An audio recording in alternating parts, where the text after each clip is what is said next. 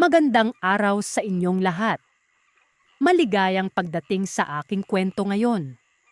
Abangan ang mga kakaibang pangyayari na magpapakilabot sa inyo.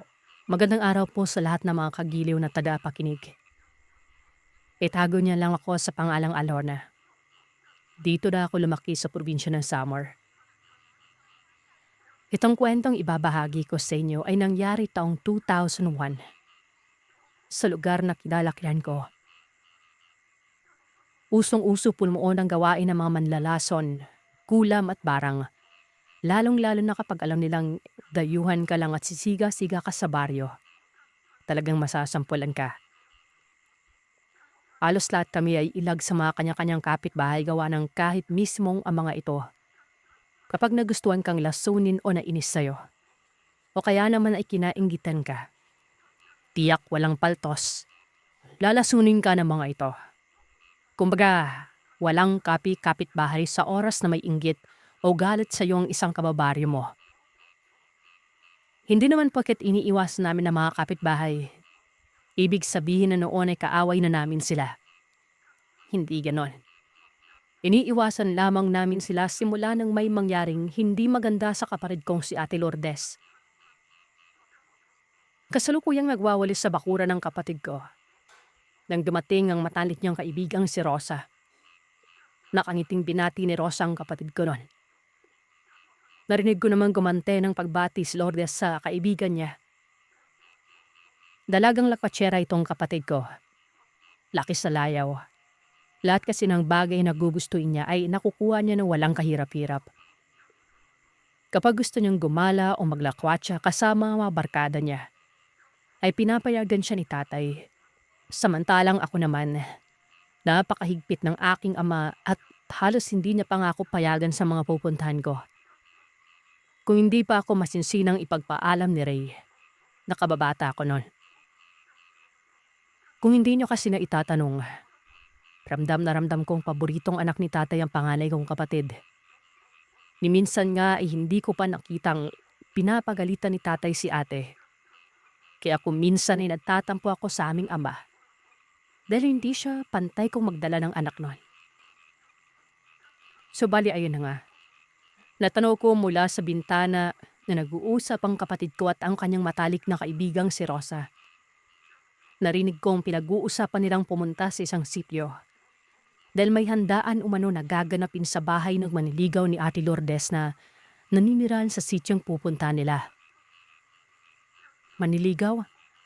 Kailan pa nagkaroon ng maniligaw yung kapatid ko? Bakit hindi ko alam? Tanong ko sa isipan ko noon habang pasimpleng pinakikinggan ng usapan ng dalawa. Alam kong mali ang ginawa ko. Mali ang makinig sa usapan ng iba. Kaya lang ay bumangon ang kuryosidad ko ng mga oras na yon, na malaman kung sino ang tinutukoy ni Rosa na manliligaw ng kapatid ko. Ni minsan kasi ay hindi ko pa nakitang magdala ng manliligaw o nobyo si Ate Lourdes sa bahay namin. Kaya't sino ang manliligaw na tinutukoy ni Rosa noon? Sige na, pumayag ka na. Pumunta na tayo sa bahay ni Nelson. Nakakaya kasi sa kanya eh. Umuon na ako eh. Pangungulit pang pangungumbinsing wika ni Rosa sa kapatid noon. Nelson pala ha. Yan pala yung lalaking manliligaw mo. Yari ka sa akin. Isusumbong kita kay tatay. Sambit ko sa sarili ko noon. Narinig kong nagwika ang kapatid ko ang wag raw siyang ereto ni Rosa sa lalaking hindi niya naman gusto. At kahit kailan ay hindi niya magugustuhan. Ang pangit ng taong yon. Iba na lang yung ereto mo sa akin. Wag lang yung taong yon. Pairap na wika ng kapatid ko. Sinabi niya pang hindi nababagay sa kanyang kagandahan ng taong yon. Dahil kahit sa ang anggulo niya ito pagmasdan, ay talagang napakapangit talaga nito. Grabe ka naman kung makapanlait. May tsura naman si Nelson na. Hindi ko nga alam kung saan banda. Wika pa ni Rosa na humahagalpak sa tawa na. Sige na, sumama ka na sa amin ng Leia. Nakakahiya kasi kung kami lang ang pupunta sa bahay ni Nelson eh. Alam naman nating sa'yo na nililigaw yun, diba? Pangungulit pang wika ni Rosa. Hindi ka ba natatakot, Rosa? Alam mo naman bantog na asong yung pamilya ni Nelson, di ba? Mamaya, aswang rin pala yung Nelson na yan. Mahawaan pa tayo sa pagiging aswang ng pamilya nila.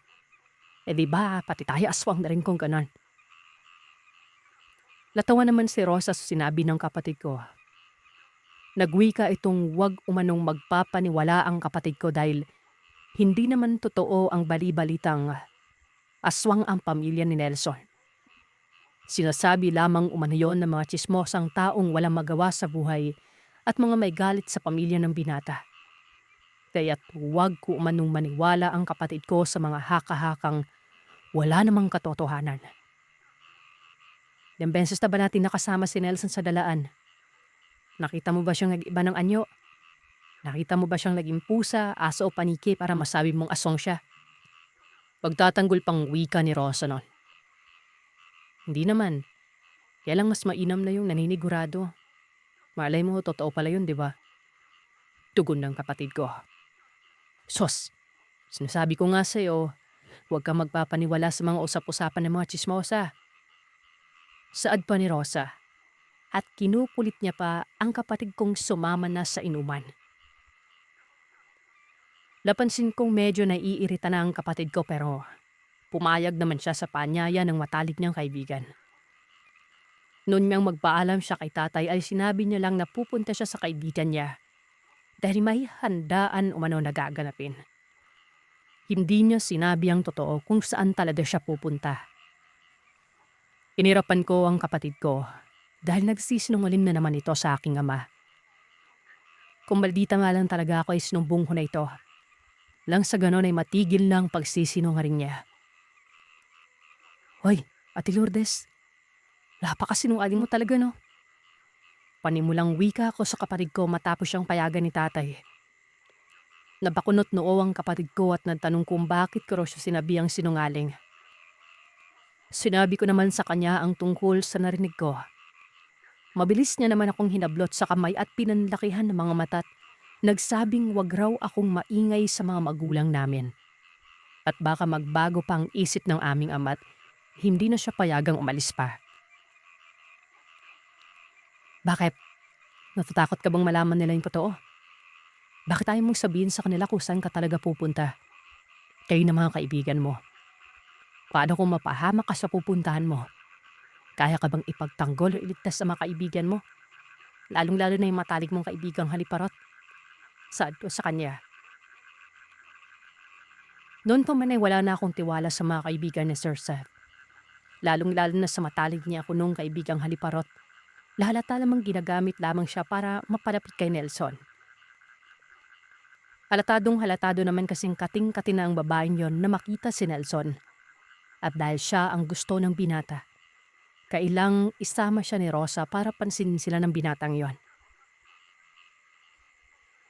Sinabi ko pa sa kanya na kunwari pa yung haliparot niyang kaibigan na hindi nahahalata sa kilos niyang kating-kati nang makita ang lalaking naniligaw kay ate. Pinagalitan ako ni ate nun. Tigil-tigilan ko mano ang pangingialam sa buhay niya at sa mga kaibigan niya. At tupagin ko na lamang umano ang sarili ko at ang mga kaibigan ko. Hindi yung buhay niya ang papakialaman ko. Bago niya ako iniwan sa sala ay muli niya akong pinaalalahan ng wag na wag mag-ingay sa aming ama. Dahil sa oras na mag-iingay ako ay talagang matitikman ko umano ang galit niya. Sa oras na papagalitan siya. Dahil nga sa sinabi ng kapatid ko ay hindi na nga ako nagsumbong sa aming ama. Hinayaan ko na lamang na si tatay ang makatuklas sa mga pinaggagawa ng kapatid ko noon. Ang buong akala kasi ni tatay ay hindi umiinom ng alak ang kapatid ko't naninigarilyo. Kung kaya't hinahayaan niya lang itong sumama sa mga kaibigan at pumupunta sa ibang baryo. Sadyang magaling talagang magtago ang kapatid ko ng mga sekreto niya. Kinahapunan niya noon ay umalis si Ate Lourdes kasama ang mga kaibigan. Kinabukasan na siya nakauwi. At ang sabi niya sa aming ama ay sa bahay siya ni Rosa nakitulog. Anong oras na daw kasi sila nakauwi galing sa ibang baryo? Dahil sa alanganing oras na, nakikitulog na lamang siya sa bahay ng matalik niyang kaibigan. Naniwala naman ang aking ama. Pero ang aming ina ay napansin kong kakaiba ang pingin na ipibukol niya sa kapatid ko. Lagbitaw siya ng mga salitang ayus-ayusin umano ng kapatid ko ang ginagawa niya. Dahil sa oras na malaman niyang may ginagawa itong kalokohan, piyak ay may kinalagyan ito sa kanya. Hayaan mo na yung anak kong Milagros. Nag-i-enjoy naman siya. Pagbigyan mo na. Sapat ng aming ama. Hinarap ni nanay si tatay at pinawalahan nun. Kaya umano na mimihasa yung anak niya na palagi may lamang inuumari ng uwi. Dahil sa posintidor ko ama. Paano na lamang kung may nangyari dito sa may labas habang nasa kasarapan kami ng uloglon. Pinabalitan niya pa si Katay. Lapan ba tanda na daw. Hindi pa nag-iisip ng apaalala anak niya. Hindi naman uhumik si tatay, sa halip ay siringasan nila lamang ang kapatid kong pumasok minto sa silid namin para makapagpahingala. Mas lalo lamang nagagara-ifish lalang na makita niya ang ginagawang pagsengas ni tatay sa kapatid ko na yan. Sambit pa ng aking ina. Wala umano siyang ibang sisising tao kundi si papay lamang sa oras na may hindi mangyaring maganda sa kapatid ko na yan. Ano ka ba Milagros? Napakarami mong satsep. Magluto ka na ng adahan natin. Huwag nang dadalang dabagan. Masakit sa tenga yung boses mo. Saway ni tatay at lablakad ng palabas ng bahay. Lumabas na rin ako ng bahay dahil alam kong hindi pipigil ang aking ina sa kakabaldal hanggat may nakikita siyang tao sa loob ng bahay nun. Mas mainom na yung mag-isa na lamang siya sa kusina para hindi na hahaba ang paninermo niya. Ilang araw ang yawipas, napansin kong hindi na lumalabas ng bahay ang kapatid ko. Hindi na siya sumasama sa mga kaibigan niya tuwing inaaya siya. Ang ibinabahiran niya palagi ay masama umano ang kanyang pakiramdam. Doon ay kinukulit pa naman siya ni Rosa na pumunta sa Karapig Bayo dahil may sayawan raw. Mariin tumanggi ang kapatid ko at sinabi niyang hindi na muna siya sasama sa kanila dahil totoo talagang napakasama ng kanyang pakiramdam. May modabi rin akong nakakaramdam na may hinang kalaskusan sa dingbing ng bahay namin sa may kwarto. Na para bang may kusino ang kumukutkot sa bingbing. At dahan-dahan itong binubutas sa pamamagitan ng kanyang mahabang kuko. Minsan naman ay nakakarinig ako ng huni ng isang ibon na hindi ko na lamang pinapansin. Dahil sa tuwing gano'n ang mga napapansin ko, nakikita kong mas lalong tumataas ang lablap ng kapatid ko at halos mga tubay ito sa lamig. Kaya naman nung ayain siya ni Rosa ay sinabihan ko siya huwag na munang sumama sa kaibigan niya. Dahil baka lumala pa lalo ang sakit nito. Nagsimulalan sumama yung pakiramdam ko nung mag-inuman tayo sa bahay ni Edson. Pagkatapos nun pag-uwi ko dito sa bahay, masama na rin yung pakiramdam ko. Rinig kong wika pa ng kapatid ko habang nag-uusap silang dalawa ni Rosa sa bakuran ng bahay. Lokatalikod si Rosa muna sa pinatatayuan ko. Kaya malaya ko siyang nairapan at pinagtasan ng kilay. Lamakita ko ni Ate Lourdes ay pilandakihan niya ako ng mga mata. Sinengasam yung malu sa kanila. Iniwan ko na sila at pumasok na ako sa loob ng bahay noon. Makaraan naman ng ilang minuto. Ay pumasok na rin sa loob ng bahay ang kapatid ko. Napansin kong tila ba nanghihina siya dahil napapakapit siya ng mahigpit sa bingbing ng bahay namin. Ayos lang ba, Ate Lourdes? Padaalala akong tanong sa kanya at nagmadali nang lumapit para alalanin siyang makapasok. Sa nangiyilang boses niya, sinabi niya sa akin bigla na namang nanlambot ang kanyang mga tuhod. Langalatog ang kanyang buong katawan. Kaagad na inalalayan ko siyang pumasok sa kwarto para makapagpahinga na mula. Sinabi ko sa kanyang dadalan ko na lamang siya ng pagkain mamayang hapunan para mahaba-haba ang pahinga niya. Mapakla ang mga ngiping binitawan ng kapatid ko. Nagpasalamat bawi pinikit ang mga mata. Pagkalabas ko ng silid ay siyang pag-akit naman ng aking ina. Tinanong niya kung nasa alin kapatid ko at sinabi ko naman sa kanya nagpapahinga sa kwarto dahil sumama na naman ang pakiramdam niya lang. Pinanong ako ni Nami kung anong nangyari sa kapatid ko. Ilang araw nang nagpaparit-barik ang lagnat, nanghina ang katawan pero kapag pinapapinman naman sa doktora, wala na mo makitang sakit na. Kilalabihan na araw na yan ay nasa kasarapan na ako ng tulog.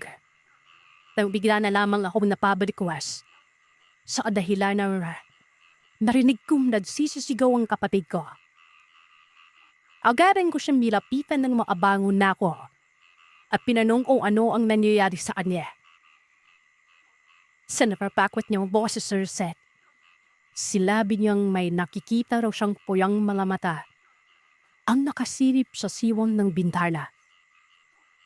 Natatakot umano siya dahil pinatawag siya na nagmamayari ng puyang maramata at pinapalabas siya ng bahay nun. Sinabi ko naman sa kanya na baka nanalaginip lamang siya. Huwag siyang biro ng dalang dahil nakakatakot din. Hindi Alona. Totoo talagang sinasabi ko.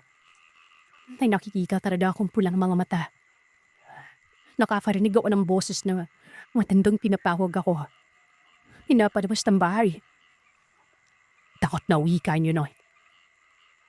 Dahil sa natatakot na rin ako ng mga sandaling yun, ay pinawag ko na ang mga magulang ko.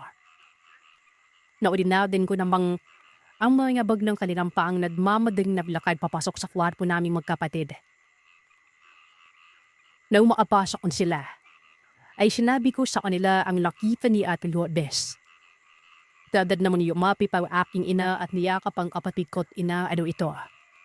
Dahil sa pagkulali pa rin ang palalakog ng katawan niya. Dandanan na natakot talaga siya. At kita kong namumutla rin ng kanyang maralabi. Dalit namang iwabas ng kwarto ang aking ama at niunsindan ko siya. Ay nakita kong kumuha ito ng itak. Diyan ka na Lola. Bantay mo yung ate mo. May pipingnan lamang ako sa labas ng bahay. Maya-maya pa ay narinig kong sumisigaw na si Tatay sa labas ng bahay na. Pinagtataga ang puno ng niyong nala sa gilid ng bahay namin. Narinig kong parang may pinapadiritan siya sa labas ng bahay at may hinahamon siyang ginalaw. Pero nung silipin ko siya mula sa may pintuan, ay wala naman akong nakikitang ibang tao. Maliban sa aking ama. Siguro Sir Seth, ay mga 5 minuto siguro nagpaikot-ikot sa labas ng bahay ang aking tatay nun. Bago pumasok. Pagdapasok niya, ipinanong ko siya kung sino ang kaaway niya sa labas. Wala umano. Isarado na umano ang pintuan at bumalik na umano ako sa kapatid ko na. Isinara ko naman ang pintuan. Pagkatapos ay bumalik na ako sa kwarto. Sumunod naman ang aking ama at agaran pinanong ang aking ina. Kung kumusta na ang laday ng kapatid ko lang. Pumaba na umano ang lagnat. Tinanong naman ni Namay si Tatay kung ano ang ginagawa niya sa labas nun at nagsisisigaw ito. Ipilaliwanag naman ng aking ama't nagsabi siyang malakas ang kutob niya. Inaaswang umano itong kapatid ko at aswal ang pinutukoy ni Ate Lourdes na. Marahil ay hindi gumaling-galing ng kapatid ko dahil hilaaswang la siya. Kung kamang hinala ko, ay ano at bukas na bukas, magtatanong-tanong ako kung ano ang pangwandra sa aswal. Wika na aking ama. Timanam naman ni Nami kung saan siya magtatanong. Kung sa mga chismosa naming kapibahay na manalason. Mamaya ay kung ano pang sasabihin ng mga tao sa nabas at kilala naman namin ni mga yon. Daig pa ang dabi sa sobrang kati ng mga bira. Saad pa ng aking ina. Lang ibig niyong sabihin ay baka mamaya kapag magtanong ang ating ama sa mga kapitbahay namin kung ano ang mga pangontra sa aswang. Iisipin ng mga tao buntis ng kapatid ko o ayat ilaaswang ito. Doon kasi kada nang papasok sa isipan ng mga kababaryo namin noon. Kinabukasan niya, hindi lang mali ang aking ina. Kumalat sa baryo naming buntis ang kapatid ko. Kaya ito nagkakasakit na pila aswala. Pero ang kaibahan na Laula ay hindi pa man nakapagtanong-tanong ng aking ama nun kung ano ang tamontra sa aswal. Ay pawatok na ang balitaw kunpi si Ape at walang kinikilalang ama umano ang ipinagbubuntis niya. Dalit na dalit ang aking ina't laghihimutok siya hinagilap kung sino ang nagpakalat ng walin impormasyon tungkol sa kapatid ko. Wika pa niya, sa oras na malaman niya kung sino ang makakatingbila ang nagpakalat ng balibalitang bunpis si Ate, kapaladter niyo man ito sa barangay para kasuhan. Alis magwala na ang aking ina ng tananin siya ni Aling Nibina. Totoo ba ang kumakalat na balitang nagdadalang tao si Ate? Kung hindi galing naawat ng aking ama ang aking ina, paliguradong masa sa bunutan ng namay ang matandan yan. Dahil lamang sa nagtanong ito tungkol sa kaladayan ng kapatid ko. Magawag ko lang para daw malaman kung sino nagpakalat ng balita tungkol sa kapatid mo. Sisiguraduhin kong bago pa man kami makaraping sa barangay, makakalibuon na yung tao niya. Wika ni Nalay na nasa loob na siya ng bahay. Let's say naman ang aking amang pakinana sa albularyo ang kapatid ko. Dahil ilang beses na lang binalay pa sa doktora. Pero wala pa rin nangyayari. Sumang-ayon naman sa suggestion ng aking ina. Pero noong maghanap na ng albularyo si Papay ay wala siyang mahanap. May nakilala naman siyang manggagamot. Kaya nga lang ay marami yung ginagawa at walang oras para pinat damupin ng kapatid ko. Ano matindi ako susuko. Madaya na pagpagana pa rin ako ng albularyo. Pupunta ako sa baryo ng katilana ko. Baka may alam na manggagamot yan. O albularyo. Pahayag ng aking ama sa akin ina. Sa totoo lang, minsan ay nababahala na ako sa kapatid ko dahil may dabing nagigising na lamang akong wala sa idaan si Ate Lourdes. Nung halapin ko siya ay nakita ko siya sa labas ng bahay. Lakat pingala at pipig na pipig sa malaking buwan. Labanggit niya rin sa aking simula nang magkasakit daw siya ay may kakaiba na siyang nararamdaman sa katawan. Palagi siyang nagugutom at kahit anong kain ng gawin niya ay hindi siya mabusog-busog lang. Hanya pa, parang may hinahanap siyang kakaibang putain ng pagkain pero hindi niya maisip ko anong pagkain yan. Sa dabi naman ay gustong-gusto niyang tumambay sa labas ng bahay. Dahil may nalalanghap siyang napakabangong amoy. Parang amoy hinog na langka o manayon. Minsan niya ay gusto niya umanong hanapin kung saan naroroon ng napakabangong amoy na nalalanghap niya. Tearalara, mayroong boses ang nagsasalita sa isipan niya. Huwag lumabas ng bahay. Dahil gabi na pilikado sa baal. Isa-isa na rin nagpakasakit ang mga alagang aso namin. Mairid talaga kasi si Ate Lourdes mag-alada ng aso kaya napakarami naming aso sa loob ng bahay noon. Yan naman lungkot malungkot ang kapatid ko nung isa-isang namamatay ang mga alaga nito. Kan hindi namin alam kung anong nangyayari. Basta makikipa na lamang namin kinaumagahang wala ng buhay sa likuran ng bahay o sa bakuran man ng bahay ang aso. Nakabulagta ang mga yon. Payat na payat.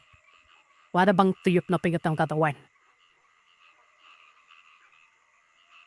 Isang gabi, nagising na lamang ako dahil sa sobrang init. Naalibad-bad na ako at pakiramdam ko ay walang hangin ang pumapasok sa loob ng kwarto namin. Napadpasyahan kong bumangon at lumabas ng silid para magpahangin sandali sa labas ng bahay. Lumpapalabas na ako. Saglit kong milingo ng kinahihigaan ng kapatid ko. Wala siya sa mahigaan niya. Naisip ko na baka nagbanyo lamang ito kaya wala si Darn. Nang makalabas na ako ng bahay, laupo ako sa mahabang upuang yari sa kawayan at nagpahangin doon. Maliwanag naman ang buwan ng gabi yun. Kaya kitang-kita ko ang bakuran ng bahay namin. Hindi pa man umiinit ang puwet ko sa upuan. ay may naririnig akong may hinang pag-anil na animo ni aso ng dagalaipit. Ang buong akala ko'y aso lang namin yan, kaya hindi ako nakaramdam ng takot. Iliisip kong baka kaaway na namang pusa yan kaya umaangin ito pero habang dumadaan ang ilaw sandali, ay kakaiba na ang nararamdaman ko. Sa hindi malamang dahilan ay biglang nataasan ng mga balahibo o sabato. Ang kaninang anyo na naririnig ko ay napalitan ng impik na iyak. Yan bang parang babaeng nagsusumamo habang umiiyak lang. Napatayo na ako sa kinauupuan at hinarnap ang iyak ng isang babae. Hindi pa man ako tuluyang nakakalayo sa kinatatayuan ko, ay may nasipat akong babaeng nakasalampak sa may lupa nun. Nakataliko dito sa akin, kaya hindi ko harad nakita ang kanyang mukha. Napakunapno ako na mapansin kong yumuyug-yug ang kanyang balikat. At narinig ko sa kanya nandagaling ng iyak na naririnig ko kanina pa. Pero sa pagkakataon yun, ay hindi inpitan iyak na pinakawalan ng babae, kundi humahagulgul na yun at nakakakilabot pakinggan. Ape, ikaw ba yan? Pag-aalam tanong ko, dahil hindi ako sigurado kung ang apatid ko ba yun. Buhagod ko siyang buhok at parang galing sa pakikipagsabulutan ng kusino. Ate Lourdes, ikaw ba yan? Anong nangyari sa'yo? May problema ka ba kaya ka umiiyak? Kabadong tanong ko na. Hindi pa rin sumasagot ang babae pero nakita kong dahan-dahan itong pumihip harap sa akin. Nung tuluyan ko nang masilayan ng babae, napasingap ako sa hangin at halos umurong ang dila ko't nanlaki ang mga mata. Sa kadahilalang titangkip ako ang nakakarimarima at kasindak-sindak maitsura nito. Mabalasik na mabalasik ang anyot, nagliliyob ang mga matang namumula, habang may kagat-kagat pa itong laman loob ng taawa-awal aso. Sobrang lakas ng pagkabog ng didgid ko ng mga oras na yan at nanonood sa kaibuturan ng aking buto ang hilakbot na nararamdaman. Napasigaw na ako at tinawag ang mga magulang ko at halos mapalundag na ako sa takot na nararamdaman. Nung makita kong marahan itong kumagapang papalapit sa kinaroroonan to. Mabuti na lamang at bago pa man ito maalapit sa akin, ay nakalabas na ng bahay ang mga magulang ko lang. Lourdes! Sidaw ng aking ama't inaakton ang balusin ng bidbit niyang tubo ang kapatid ko. Diyan ka lang. Wag na wag mong lalapitan ng kapatid mo't hindi ako maninginin tubuhin tarayon. Buyaw ng aking ina at tinuha ang tubong hawak-hawak ng aking ama. Pila na tauhan naman ng kapatid ko nang marinig niya ang boses ng aming ina. Dahil huminto siya sa ginagawa niya. Lapahagugon lang iyak at todo hingi ng tawad sa mga magulang namin nun. Dahil hindi niya umano sinasadya ang nangyari. Hindi niya raw alam kung ano ang nangyari sa kanya at kung ano ang ginagawa niya. Dahan-dahan namang lumapit sa kanya si Tatay. Bagyang umatras ang kapatid ko at sinabihan ng aming amang huwag lumapit sa kanya. Dahil baka mawala na naman siya sa tamang pag-iisip at baka may magawa siyang hindi maganda sa tatay namin. Hindi naman nakinig ang aming ama. Dadadla siyang nilapipalito at hinawakan niya sa kamay at pinakalma bago ipinasok sa loob ng bahay. Pinagtulungan namin siyang bihisan ni Nanay samantalang si Tatay naman ay lumabas ng bahay at nilibing niya ang namatay naming aso. Anak, kawanting tiis na lang. May laharap ng albularyo si Tatay mo. Kaya lang may bukas niya pupuntahan. Nung pinimpahan niyo nakaraan, wala yung albularyo eh. Papapadamot na rin namin na laugh. Pagpasensyaan mo na kung napadalan kang maganap ng paong gagamot sa'yo. Daming pag-iyak na lamang ay naging tugon ng apatid ko. Sisinsisi siya sa mga nangyari sa kanya. Kinabukasan niya ay sumama ako ng dalin si Ate Lourdes sa bahay ng paggamutan. Gusto ko makita kung paano siya lumatin. Malayo ang pinunta naming albularyo dahil ayaw ng aking inang pagchismisan ng mga kababaray namin ang tungkol sa nangyari sa kapatid ko. Pagdating namin sa bahay ng albularyo, kadad namin kaming pinapasok. Patulang tingin pa lang ng albularyo sa kapatid ko. Napaparatak na maipot na papaliving at sinabihan ng mga magulang kong mayong go si Ate Lourdes. Wika pa ng albularyo.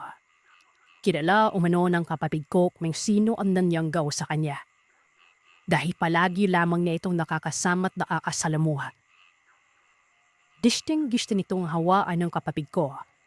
Dahil malaki ang posibilidad na makuha ng taong yun ng kapatid ko sa oras na magiging taisa ng wira ang kanyang pamilya.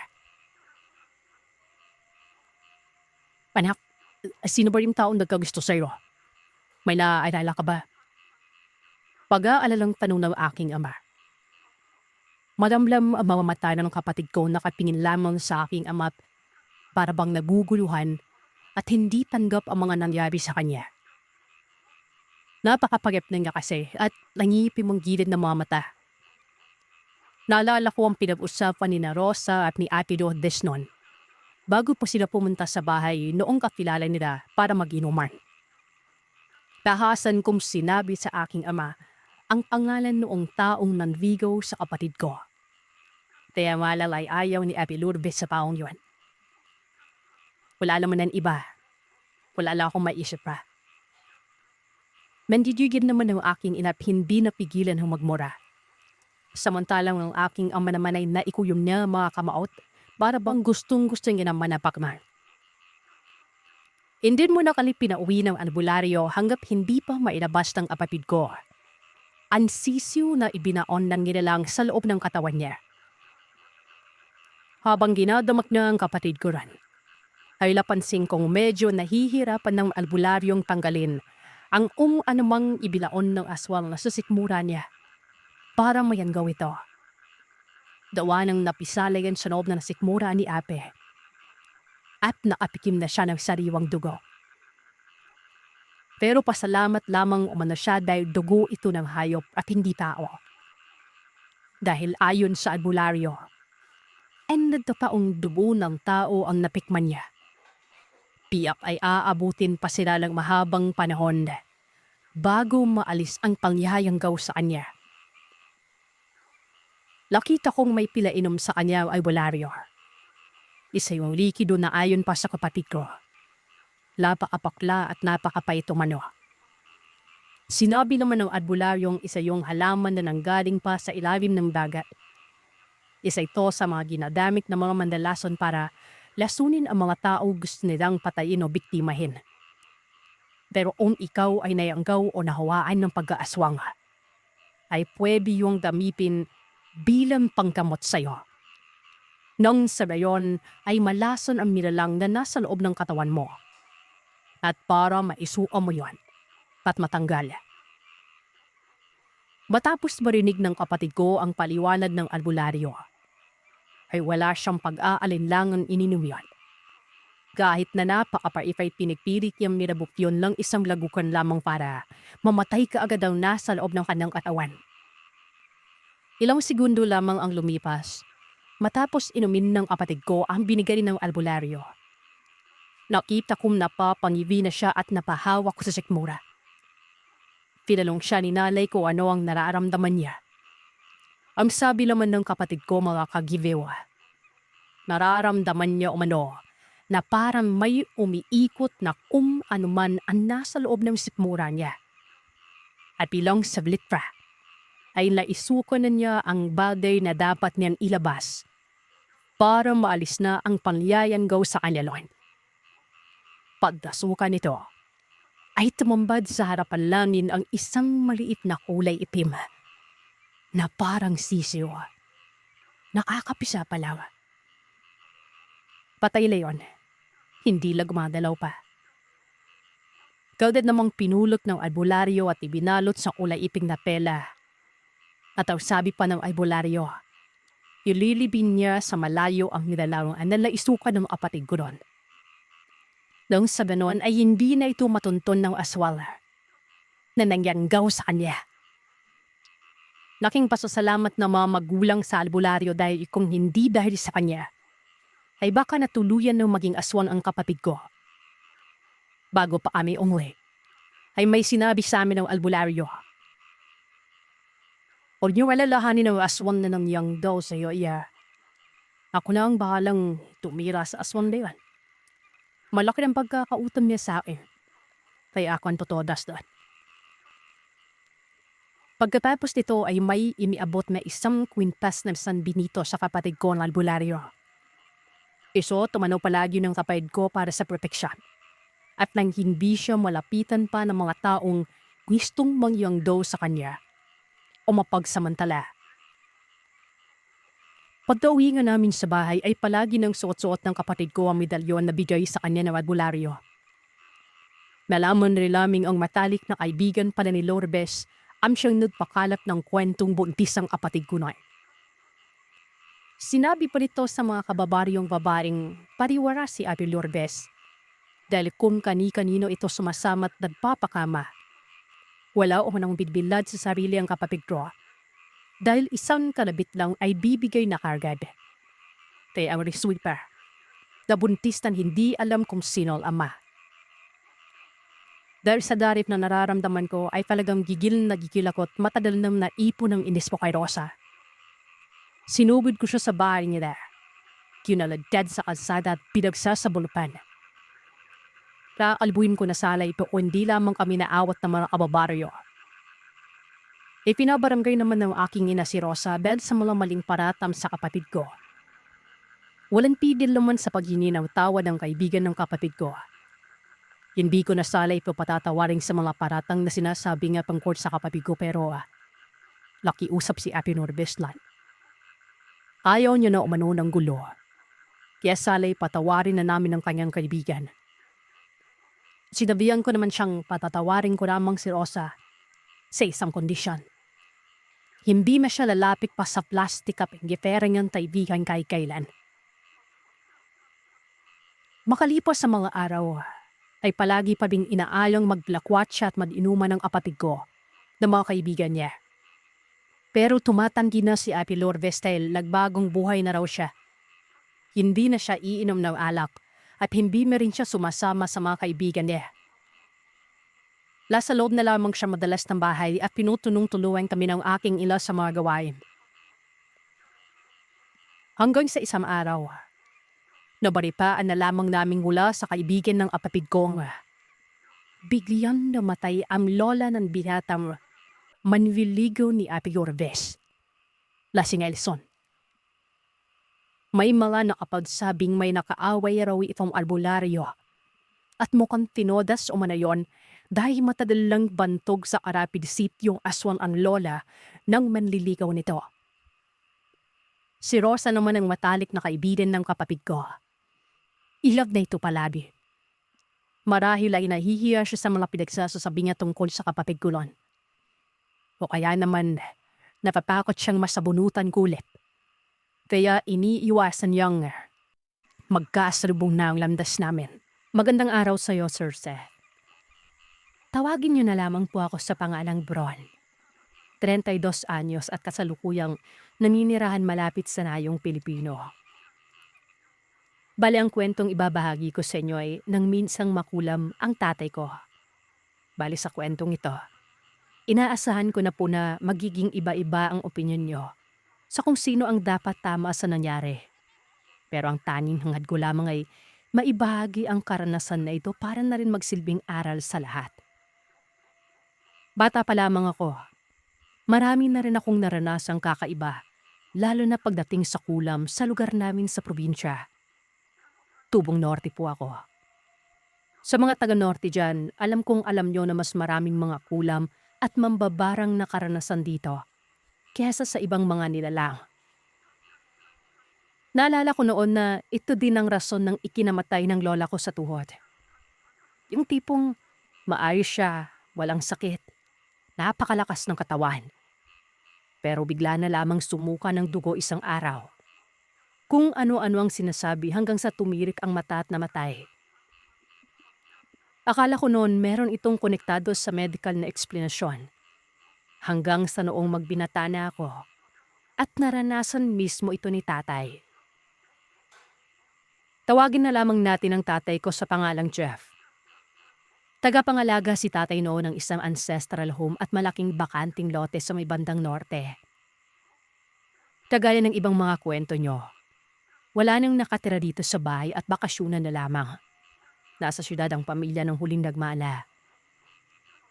Bukod sa tagabantay, si tatay din po ang madalas kumukuha ng trabador na mga gawain na hindi niya kaya. Katulad na lamang ng pagkukumpuni ng mga nasisira, nabubulok o naanay na parte ng bahay. Pagre-repaint, paglilinis, paglalaban ng mga kortina at pagpuputol ng damo. At kung ano-ano pa. Paminsang-minsan, ako ang inuutusan niya lalo na sa pagputol ng damo at paglilinis para na rin makapagtipid-tipid kami sa mga bayad sa mga trabahador. Merong galawang hardinero noon ang kinukuha ni tatay. Ang isa na tawagin na lamang natin sa pangalang Berting. At yung isa naman na palagi niyang pinagkakatiwalaan na tinatawag na si Ato. Buwan lang Setyembre noon tandang-tanda ko. Ilang araw na malakas ang ulan. Hindi ko lang maalala kung merong bagyo o sadyang tag-ulan lang talaga noon. Pero matapos noon, mabilis ang pagtubo ng damo. Kaya naman si tatay kinuha agad ang serbisyo nila Atong at Berting. Medyo nagra-rush na din kasi si tatay noon gawa ng mga siguro ilang linggo na lamang din. Magbabakasyon ang amo namin sa bahay na ito. Kaya naman paroon at parito si tatay sa mga uutusan noon sa buong pag-aasikaso sa bahay na ito. Madagdag ko lamang na hindi lang din itong trabaho ni tatay kasi hindi naman din talakiyan ang kinikita niya doon. Kumbaga, extra income lang kaya naman bukod dito may iba din siyang inaasikaso nung araw na yon. So bali ganito, sa dalawang hardinero, kaya ng sabi ko ay si Atong talaga ang madalas na mautusan ni tatay at nakakasalumuha dahil malapit lang yun sa amin. Bihira lamang si Berting kapag hindi mahagilap o abala si Atong sa ibang bagay. Habang abala ang lahat at paroon at parito si tatay, napapansin niya noon na nawawala-wala si Berting. Sa kalaparan ng lupa at damuhan na kailangang imawer, putulin at gupitan ng mga daon at halaman. Pila ba si Atong lang ang nakikita niya noon? Kaya inisip niya na lamang na baka sa ibang parte ito gumugupit. Hindi naman din tinanong ni tatay si Atong noon dahil bukod sa malayo ay mas inaasikaso niya yung mga tao sa loob ng bahay na naglilinis at nag-aayos dito. Hanggang sa kailangan ulit bumalik ni tatay noon, sakay ng owner type jeep namin sa kabilang bayan. Tapos, mga ilang metro ang layo mula sa bahay na to. Nakita niya si Berting na palakad-lakad at parabang nagliligalik. Nang makita ito ni tatay, edi sinitan niya kaagad ito kung bakit ito nandun ng ganong oras na dapat ay nagtatrabaho siya. Unang-una, napakaaga pa. Pangalawa, sagot naman ni tatay ang tanghalian ng mga ito dun sa bahay na yon. Ang pinaalam na lamang nito ay kailangan daw niya ng pera noon kaya naghanap siya ng mauutangan. Edi si tatay bugnot na noon. Napagsabihan niya itong si Berting na kung kailan kailangan ng matapos ang dapat habang maganda pa ang panahon. Siya naman yung nawawala-wala. Tsaka isa pa, araw naman niyang binabayaran sa kanya. Sayang kung tatambay siya doon. Samantalang itong si Atong yung putol ng damo pero parehas lamang sila ng sahod, di ba? Humingi naman ng pasensya si Berting. Aminado si tatay noon na tiningnan niya ito pataas hanggang baba. Umiling-iling bago umalis pa diretso ng bayan. Pagkabalik naman niya ng mga bandang 10:00, nakita naman niyang nagtatrabaho si Berting noon. Nakaabot ng tanghalian, kumain ng maayos ang lahat. Meron silang 1 oras na siesta pagkatapos mananghalian. Matapos ang siesta, nakita pa ni tatay ang dalawa na gumagawa. Pero matapos lamang ang kalahating oras, Nawala na naman si Berting.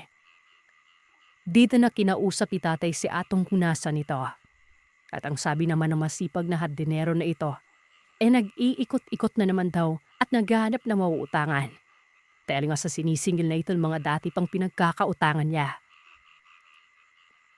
Nagtiimbagang si tatay noon. Tapos ako pa yung pinagbuntungan ng sama ng loob. Inutusan ako na tulungan si atong sa pagputol ng damo.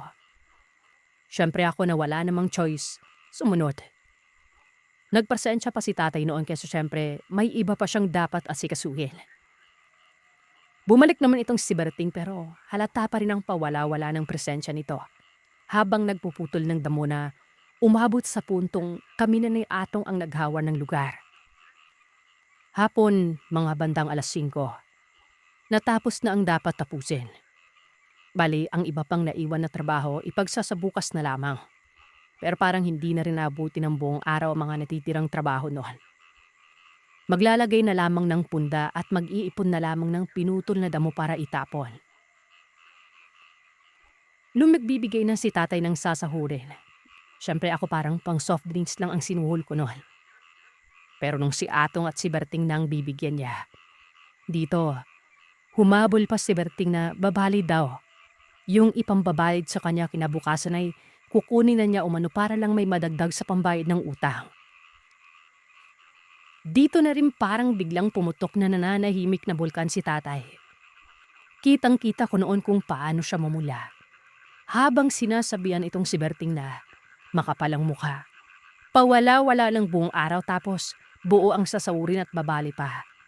Na ako nga ang anak niya, nautusan pero katiting lang ang naibigay. Asa naman daw siya na kukunin siya ni tatay sa susunod na araw. Mas marami pang mas responsable at masipag sa kanya. Dinig na dinig yun ng mga natira doon na kumukuha ng sawat. Hiyang-hiya si Berting. Tangiti-ngiti pero nakayuko na humingi na pasensya kay tatay. Tapos nagpaalam na mauuna na. Si Berting ay siguro noong mga panahon na yon, 5 taon ng tanda kay tatay. Maliit na tao pero matipuno ang katawan. Pero hindi rin yung tipo ng tao na makikipag-away kasi nga maliit yon. Kaya naman hindi namin akalain na ang pagkapahiya niya na payuko pang umuwi ay meron palang balik na gagawin sa tatay ko. Nagpaiwan na kami ni tatay doon. Bago umalis, sinigurado namin na sarado ang lahat ng bintana, pintuan, o kung anumang pwedeng mapasukan ng tubig kasi nga baka mamaya sumama na naman ang panahon. Pasado 7:00 nang umuwi na kami, sakay ng honor. Ngayon, ang layo ng bahay na ito mula sa bahay talaga namin ay nasa 6 na kilometro din. At kahit na hile-hileran na rin ang mga poste ng mga ilaw dito, ay meron pa rin talagang parte na walang kabahayan at puro puno-puno lang. Sanay naman kami ni tatay umuwi ng ganitong oras. Meron siyang lisensyadong barel, emergency light at kung ano pa siyang tools kung sakali.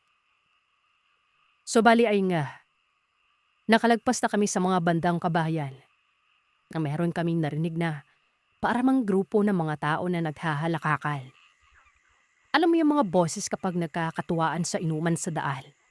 Mga ganon. Pero noong mga oras na yon, walang mga kabayan sa dinadaanan namin. At lalong walang grupo ng tao na nasa gilid ng kalsada noon. Ang isa pang nakapagtataka, hindi umaalis ang mga halakakan na ito kahit na patuloy na tumatakbo ang sasakyan. Ang ginawa ni tatay, pinalakasan niya na lamang yung radyo ng sasakyan. Ako naman palingon-lingon sa paligid noon. Hanggang sa ito na. Agkaliko namin sa isang medyo pataas na daan. Meron kaming naaninab sa may bandang unahan.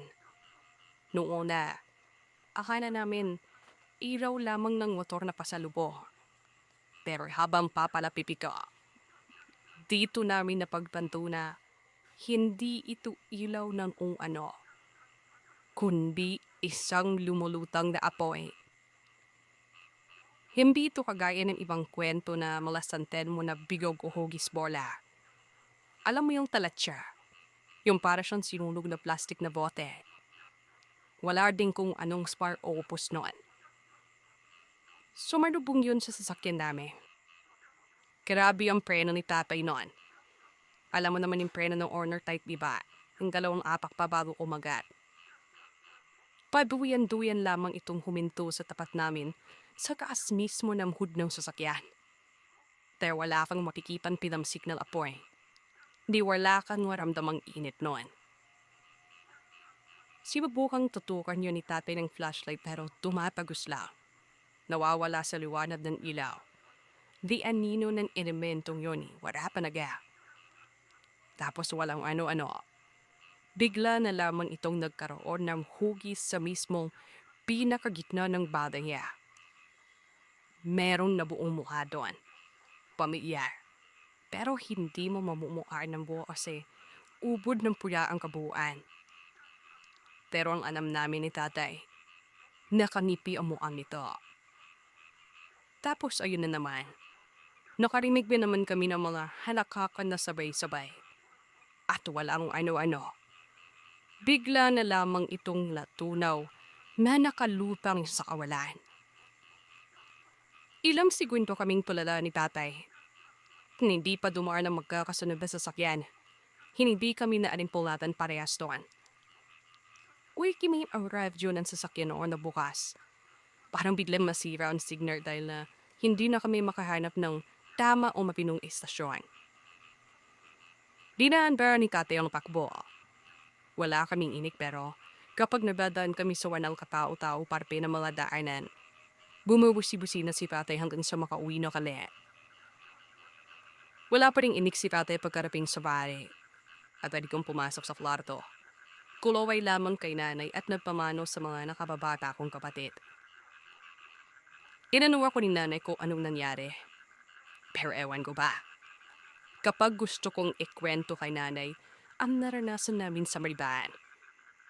Hindi ko mabuha ang bibig ko. Hindi ako makapagsalita. Na parang may humaharang sa iniisip ko sabihin. Pero kapag ibang topic, nasasagot ko siya ng maayos. Akala ko dala lamang ng trauma o ka panipaniwarang pangyayari kaya ayon.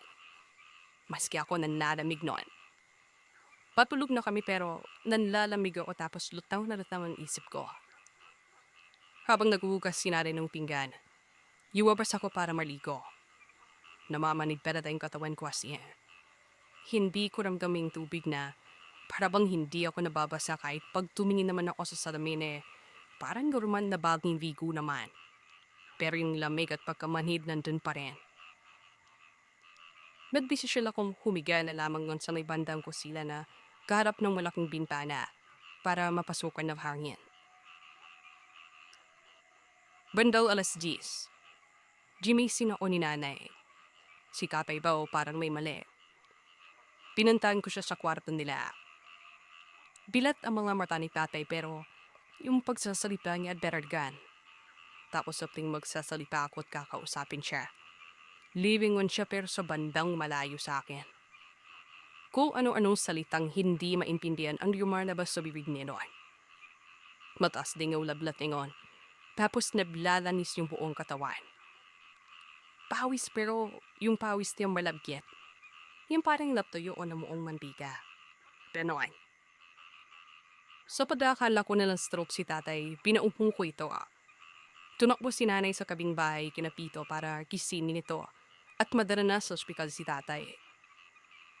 Iniwan namin ang mga kapatid ko kina Pita. Si Pito ang nag-dread ng owner type, katabi ko siya sa harap. Sa likod naman si nanay at tatay para komportable.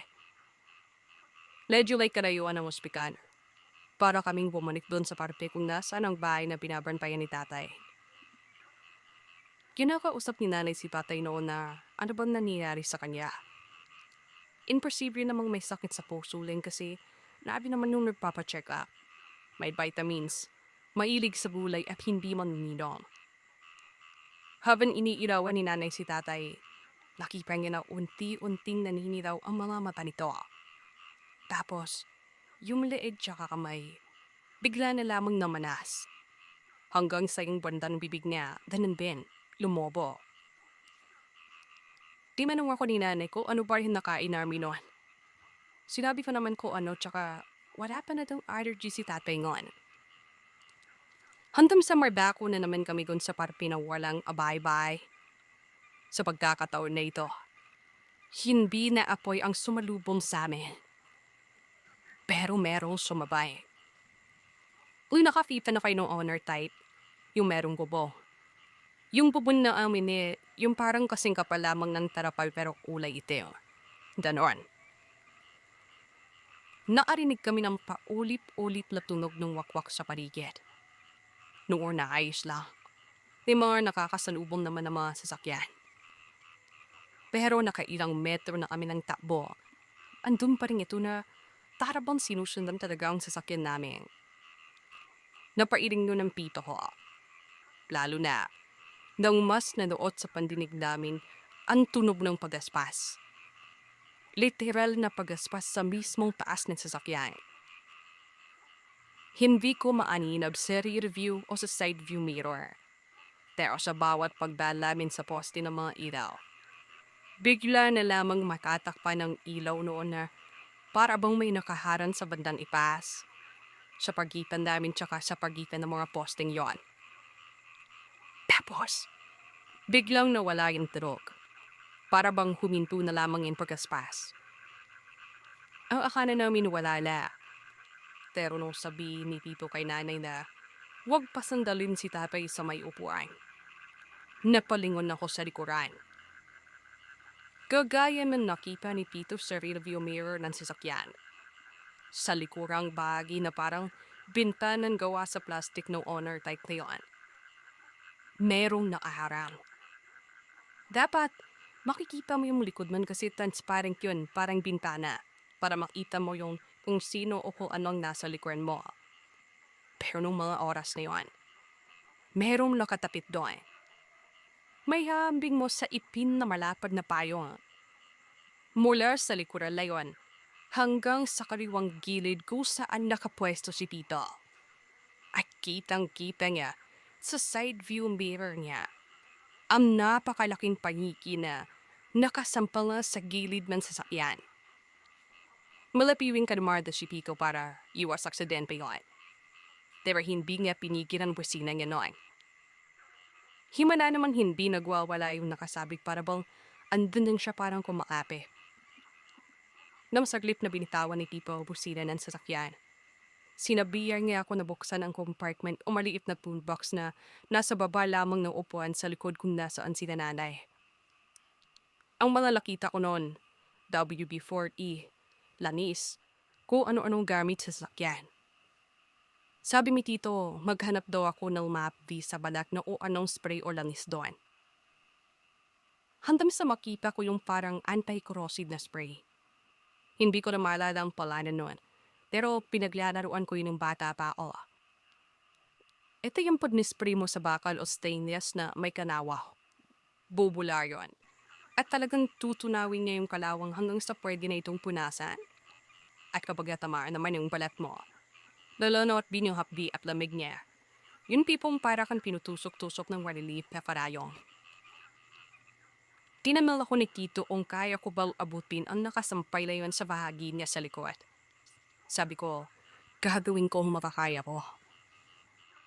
Pinilit kong isampa ang sarili ko doon sa may upuan. Pinasok ang isang paa sa likod. Tinanggal ang botones ng plastic cover ng bintana sa gilid sa likod ni Tito. Nilakasan ko ang loob ko na ilabas ang kamay ko at ang spray. At pagkapindot ko ng kemikal na yon, sa masasabi kong pakpak ng napakalaking paniki, isang matimis at mabilis na sigaw ang narinig ko. Umangat ang parang payong na yun na parang winawasiwas ang kemikal na ito. At nang sigawan ako ni Tito na spray ko pa, pinindot ko ito ng buo. Dito lumundo ng ilang beses ang bubungan na tarapan ng honor type. Pagaspas, tunog ng wakwak, at sa mga sandalin yon, mangtingnan muli namin ang bawat kanto ng bintana. Wala na kaming makita na sinyalis na may nakapatong sa taas. Sugal ang sunod na ginawa ni Tito dahil sa malakas ang kutob niya. Imbis na sa ospital diniretso ay Imilusot niya sa kabilang barangay si tatay para dalhin sa isang mananambal. Ang isang kilalang matandang mananambal na tawagin na lamang nating Ingkong S ay binulabog namin ng 10 oras ng gabi noon. At ito pa, pasado 10:00 kaming bumiyahe, di ba? Pero matapos lumipad ng nilalang na sumampa sa honor type jeep namin, mag-aalas 12 na. Napaka-imposibleng 1 oras ang tinabel namin sa pagtahak doon. Samantalang kalahating oras lang nasa ospital na dapat kami. Pagkarating namin sa bahay ng matanda, naiwan kami sa sasakyan. Bumaba si Tito. Nagising naman sila doon pero hindi na kami pinapasok. Sabi ng mananambal na ito, napakabaho daw namin. Ang tinutukoy niyang namin ay ako at si tatay lang.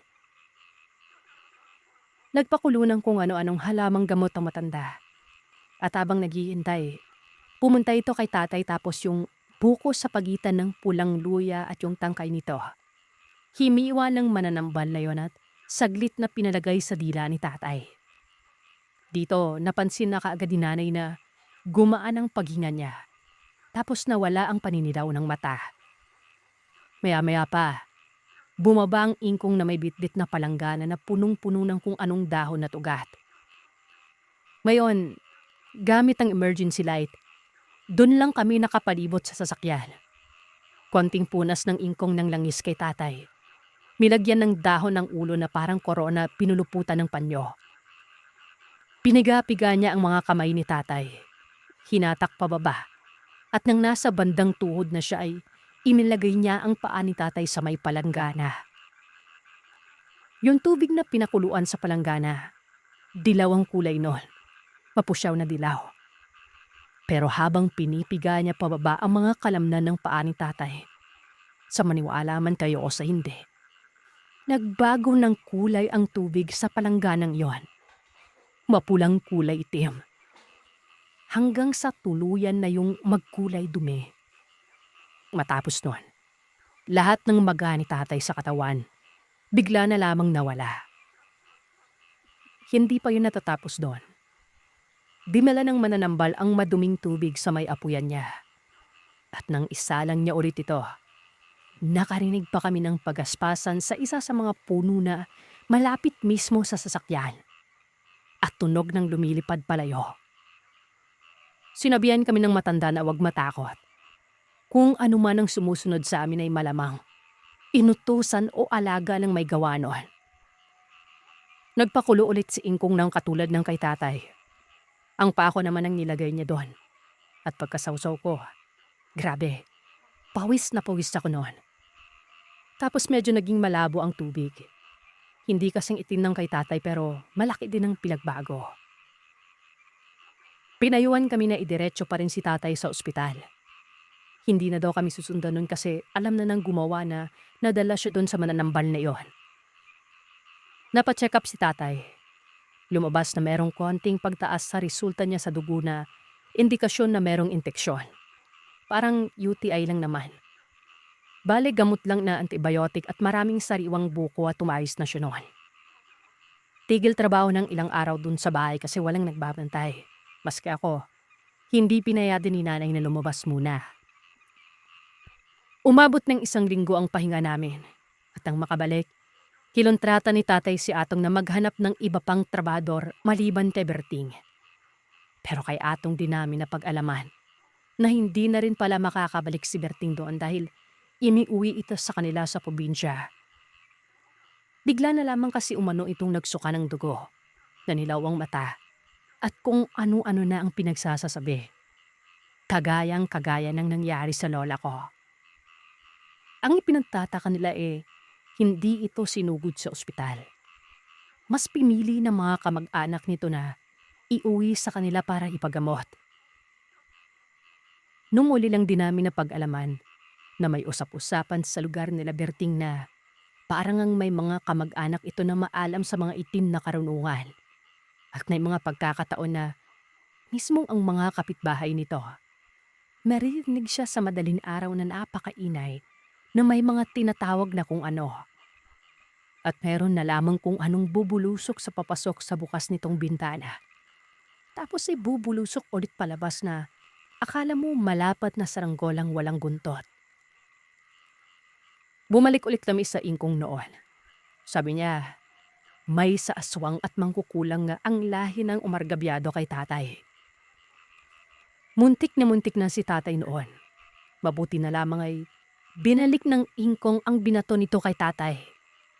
Ang ginawa ng mananambal ay ang tinatawag na sumbalik. Nakailang balik pa kami sa mananambal para lang makasigurado na hindi kami babalikan ng angkan ni Berting. Hanggang sa ayon, unti-unting naging balik normal ang pamumuhay namin. Nabenta na ang ancestral house na yon sa ngayon mula nang mamatay ang pinakapadre de pamilya ng huling nagmana. Pero magmula noon, naging maingat na rin si tatay sa mga pananarita niya. Halong-lalo na kung hindi niya gaano kakilala ang taong nakakasalamuha. Mapagpalang araw sa inyo, Sir Seth. Ako po lipito si Anne. Sa mga hindi nakakaalam, ako po yung sender ng kwentong Ang Matanda sa Nabas at Ang Bunpis sa Haping Gabi. Dito rin po yun mapapakinggan sa mga kwento ni Telmo. Bale, itong kwentong ibabahagi ko ngayon ay tungkol sa tiyuhin kong biktima ng kulam. Nikong 2020 lamang po ito nalyari. Kung naaalala niyo po sa unang bahagi ng kwento ko na may pamagat na Ang Matanda sa Labas, nabanggit ko po dun ang tungkol sa pamilya ng asawa kong si Ken. Ang tiring ko pong ito ay tawagin na lamang natin sa pangalan Dado. Bali hindi ko po ito tiyuhin buo. Pipo lang yung tawag ko sa kanya. Siya yung kasintahan ng ina ni Ken na kasanukuyang nagtatrabaho sa ibang bansa. Stepfather ni Ken kumbaga. Konting background lamang po dito kay Pipo Dado. Si Pipo Dado po ay purong Tagalog. Laking Waynula siya pero may kamag-anak naman siya dito sa probinsya namin. ex-OFW din po siya. Si Tito Dado ay meron ugaling mayabang at palaging nagmamagaling at may pagkasuplado din. Siya yung kasama naming sa bahay dati noong nagbubuntis pa lamang ako. Di ba lumipat kami noon para nakaiwas sa matanda laswang. Hanggang sa naman nakakuwek noong bumalik na ulit kami tina mama para maghanap ako ng trabaho bilang isang masahista. Sa padas din namin nabsama sa isang bahay ay nakilala namin yung ugali niya. Yung bahay pala, tanila yun ng ina ni Ken. Bale, kami ni Ken yung nakikipira kasi kabustuhan naman yun ng ina ni Ken. Kapabilang naman ng bahay noon nina lolo at lola ni Ken. So ayun na. Umabot sa punto na si Ken apipro si Pipo Dado ay hindi nagtaintindihan dahil nga sa ugali nito si Pipo. Gusto niya siya palagi yung tama. Bawat kilos ni Ken kasi ay bantay sarado niya.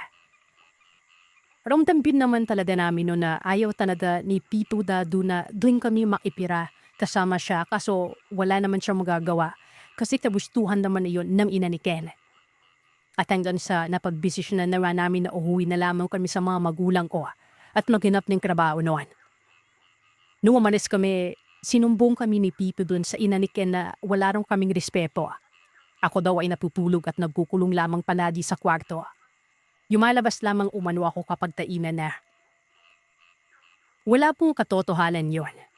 Ang potonanan ay kapag ako ang nagluluto ay inaagaw niya sa akin kasi matabang daw yung timpla ko. Kapag maghuhugas naman ako ng pinggan, sasabihin niya na siya na. At kahit sa pabyunis ng bahay, binabawalan niya ako kasi malinis na daw yung bahay at hindi na kailangan walisin araw-araw. Kaya naman, yung sumbong niya sa ina ni Ken ay ang tamad-tamad ko umano. Nagalit ako sa kanya noong mga panahon na yun kasi hindi naman totoo lahat ng sinusumbong niya. Lapasabi pa nga si Ken dati na sa ugali niyan yon ay hindi sila tatadal ni mama kapag nagsaman sila ng matadalinoan. At ayun nga sir, dumating din yung time na nakaalipan niya din mismo ang apit-bahay niya na sabihin na lamang nating may pagkamayabang ben. Bale, parang nagkukumpetensya sila nun sa pagbanuan palagi at umabot na rin sa puntong nagkakaingipan sila. Baka magtaka po kayo bakit ko alam samantalang umalis naman kami doon. Kwento po kasi yan na mga tiyahin ni Ken sa akin kasi magkanapit lamang sila ng tirahan noon. At yun na nga, Nagkakainggipan na sila hanggang sa lumala ang away nila noon. Umabot sa puntong hindi na sila nagkikibuhan. Dumating na rin yung panahon na wala nang allowance kung si Tito Dado at hindi na rin nagpapadala yung ina ni Ken sa kanya. Kasi ang gusto ng ina ni Ken, maghanap siya ng trabaho. Hindi yung dakdak lang yung anam niya. Bale, nasa 52 anyos na po si Tito Dado noon. Bale nga, naganap siya ng trabaho at nakapasok bilang isang construction worker. Di po rin naman yan sa lungsod namin.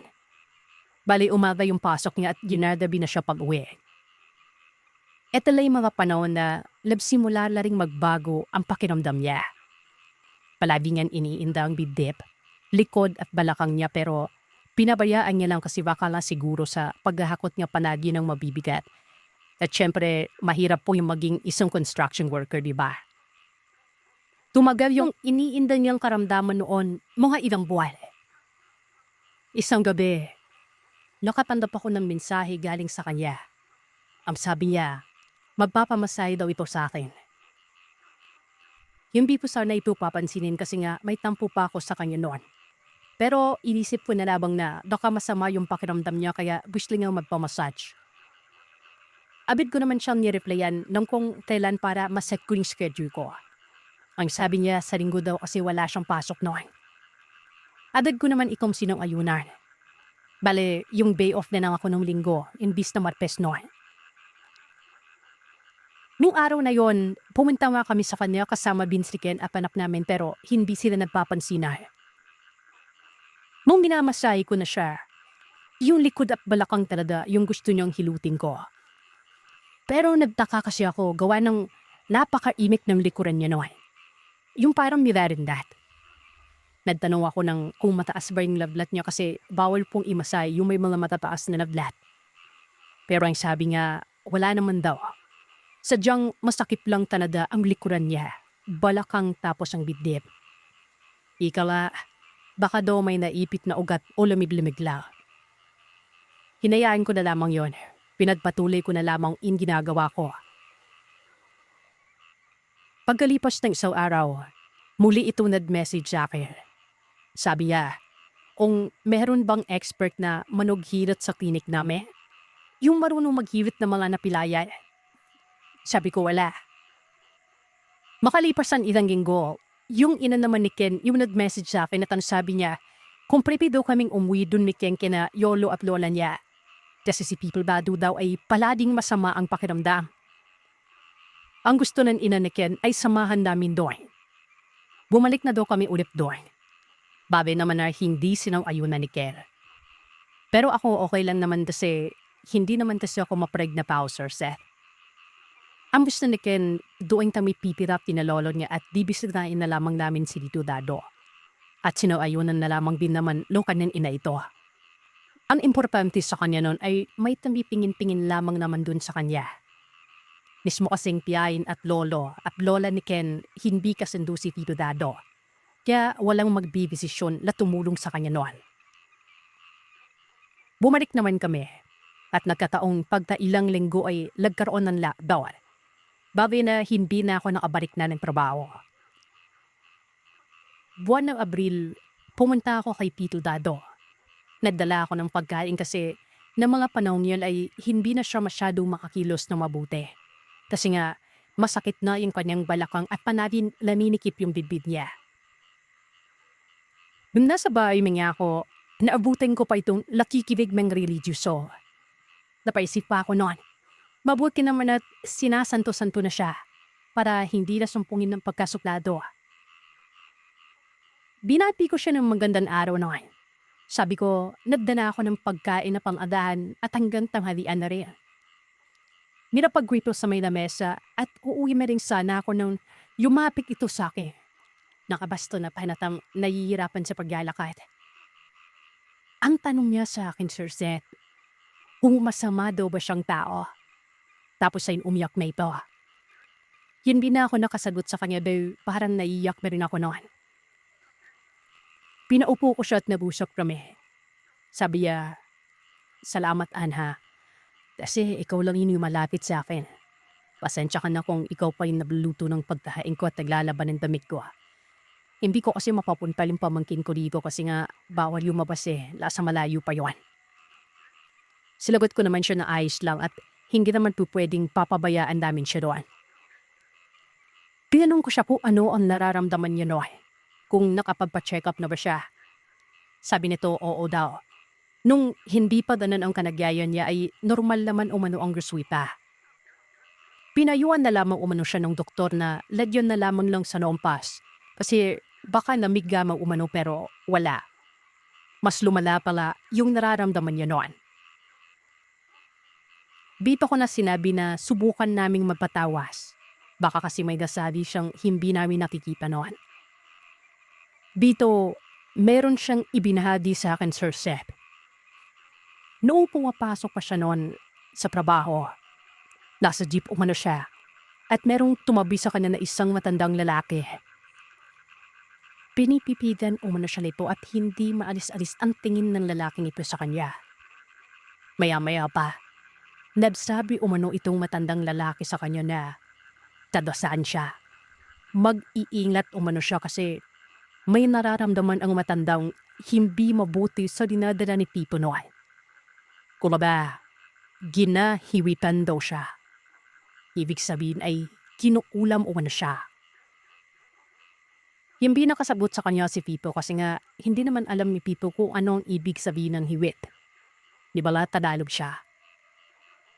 Sabi pa niya, meron umanong parang nidalyong kulay itim na nakasabit sa liib ng matandang yon. Medyo napakot nga daw si Pipo sa pananalita ng matanda pero binaliwanan niya na naman ito kasi hindi niya naman talaga alam kung anong ibig sabihin ng kausap niya na ito. Namanbig ang mga balahibo ko sa sinabi ni Pipo Dado. Tapos sinabi ba baka mamaya totoo yun. Laminiwala panaga ako sa kulam, Sir Seth. Bali ang ginawa ko ay kinuha ko yung hinubad na damit ni Tito. Milagay ko sa plastic at ang sabi ko sa kanya, dadalin ko sa Sorhano. Yung Sorhano po ay adadamot pabika albularyo o albularia summer. Pwede naman kasi yun basta bagong hubad lamang yung damit niya. Pagdating ko sa bahay, abid tong sinabi yan kay Kel. Hindi naman ito nagreklamo kasi seryosong problema na. Hayaan na namang ang anipan din ng danawa ni Pipo. Mabuti sana kung andito si Lona noon. Sana napapingin namin si Tito sa kanya. Dahil nga nang sinabi ko dun sa unang kwento, diba? Maalam itong si Lona. Mana kasi nung time na yun si Lona at nagbakasyon sila sa bukid nila kasama si Lolo kasi takot nga baka mahawaan ng COVID noon. Kinahapunan, iniwan namin yung anak namin sa tiyahin ni Ken. Nagmotor lamang kami ni Ken at pumunta kami sa kabilang puro kung saan nakapira ang Sorhano na ito. Nung nasa Sorhano na kami, agad kong inabot yung damit ni Tito Dado sa mandadamot. Hinawakan niyo lang naman yung damit sabay pikip na mga mata na animoy naggaba sa lao. Maya-maya pa, natapos na ito. Agad nito sinabi na inggit at galit tumano. Inggit at galit ang dahilan ko bakit nangyayari ito ayan sa pasyente.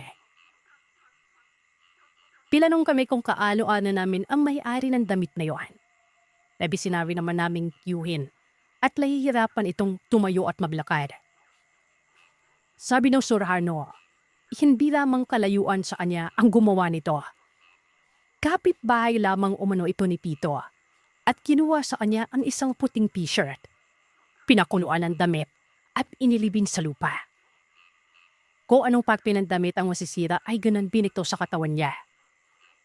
Ebi kami gulat na gulat tapos may halong takot noon. Sabi niya, gadamutin niya umano si Pito hanggang maaga pa. Sinabihan kami ng mga pwedeng gawin noon. Kumuha kami ng daon ng pasawa. Hindi ko alam kung ano sa Tagalog itong pasawla ito. Basta ang sabi niya, tagpitong piraso sa bawat parte ng katawan ni Pito na masakit. At ilagay raw sa loob ng 3 araw at sa hapon ay magtutuob ng kamangyan. Hindi ko rin alam kung ano sa Tagalog yung kamangyan. Ipalibot ito ng 7 beses sa may bahay. Yan ang turo sa amin ng manggagamot noon. Pagdating namin sa bahay, agad naman kaning pumunta kay Tito Dado. Ako lang yung kumausap sa kanya kasi si Ken naiilang pa rin gawalan ng hindi pa sila nagkakalis noon. Sinabi ko sa kanya kung ano ang sinabi ng manggagamot sa amin. Nagulat ito at parang hindi niya tanggap na tinukulam nga talaga siya. Pinanong ko siya kung may nawawala ba sa mga white shirt niya.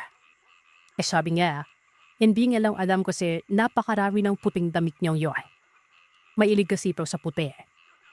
Ang sabi lang, sinasampay niya lamang dun sa likod ng bahay at ilang araw pa bago makuha gawa ng busy na ito sa trabaho niya.